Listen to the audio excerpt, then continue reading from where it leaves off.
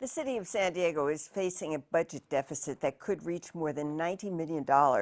It's generally agreed that the city spends more money than it has revenues to cover. Some city council members are talking about increasing the city sales tax, but San Diego's city attorney Jan Goldsmith came up with another idea for bringing in the cash, and I'm pleased to welcome him back to the KPBS studios. Welcome. Pleasure to be with you, Gloria.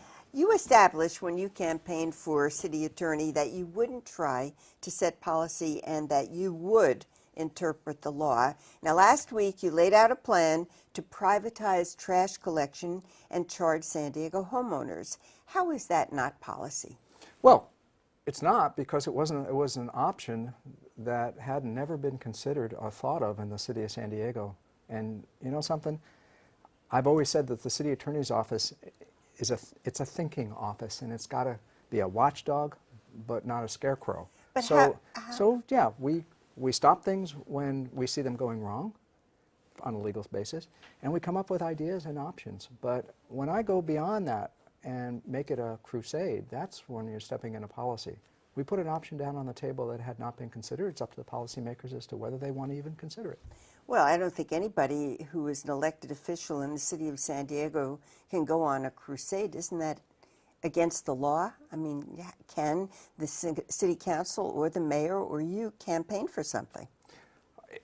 As far as lobbying the city council and proposing it and making it an idea that the city council should adopt, that's what I mean by a crusade. I have not said and won't say that the city council should adopt that proposal.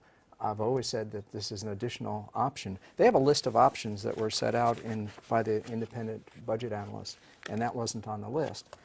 The charter, we go by the city charter. It's a great book. It's our Constitution. The city charter in the city of San Diego says that the city council can get us out of providing any service, can eliminate entire departments, and they get to decide that.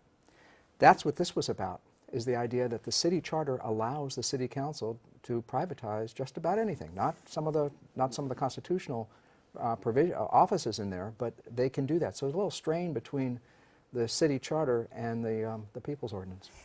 We raised that.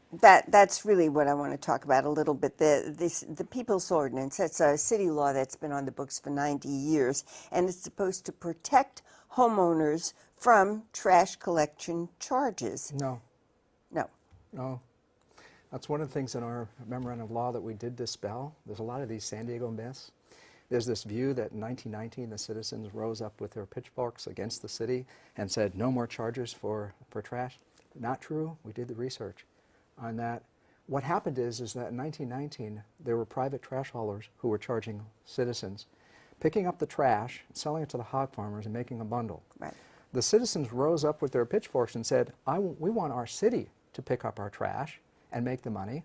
Plus, in that ordinance, it required the city to charge a trash tax. Nobody really knows that because they didn't do it. Are you the first person to have researched this and found this out? Our office did research it because we were looking at the difference between the city charter and the People's Ordinance. The People's Ordinance required a trash tax, but because the city made so much money off selling the trash to the hog farmers that they didn't charge a tax. In the city of San Diego tradition, they ignored the law. Is this going to fly with the city council? In the 1980s, the city council did change that and offered free trash pickup for only single-family homes under the criteria. I don't know. You don't know if the city council will pick up on it. They could do it. They wouldn't have to put it on the ballot. They would. They would, because of the strain of the amended People's Ordinance in the 1980s with the charter, and we've suggested if you're going to do that, or if you're going to charge a trash fee. They've got plenty of options. They got trash fee, they got sales tax, they got the option of privatization. Just think about what that ballot is going to look like. If they've already said they're putting a new city hall, which would be taxpayer funded, on the ballot. If they put the trash tax thing on the ballot.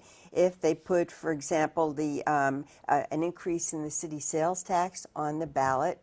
So the voters are going to have to look at all these things. What about maybe a Charger Stadium, maybe an expansion of the convention center? That's really for the council and the mayor to think in terms of whether they want to put something on the ballot. That's where I overstep my bounds. I can only give them options and they can consider it. There are some fees. things that we're doing, our office is fighting for pension reform. We have some litigation. We came up with an option that had not been considered before, and we've been winning. This year, this July, this month, we saved the city $6.1 million in pension payments under new ideas that we raised in court. And I think that it's, we'll keep doing that. One final question. We had this terrible tragedy strike the 2-year-old Mira Mesa boy a few days ago. He swallowed and choked on a gumball, and apparently there was a delay because of the brownout policy for fire and rescue to get there. So now there's a push, to cancel the brownout policy. Is that possible? Can the city afford to do that? It's certainly possible because they can set funding priorities as they see fit. I don't know whether the brownout caused it. I think, but it does. And it's really sad, but it underscores the seriousness of what we're talking about in funding. Our city charter says that police is supposed to be the highest priority in funding. You add in their fire and public safety, and these are very serious decisions on funding priorities. That they can take another look at, and they can adjust the priorities. So that might be a possibility. I want to thank you very much, City Attorney Jan Goldsmith. Always a pleasure. Thank you. You're welcome.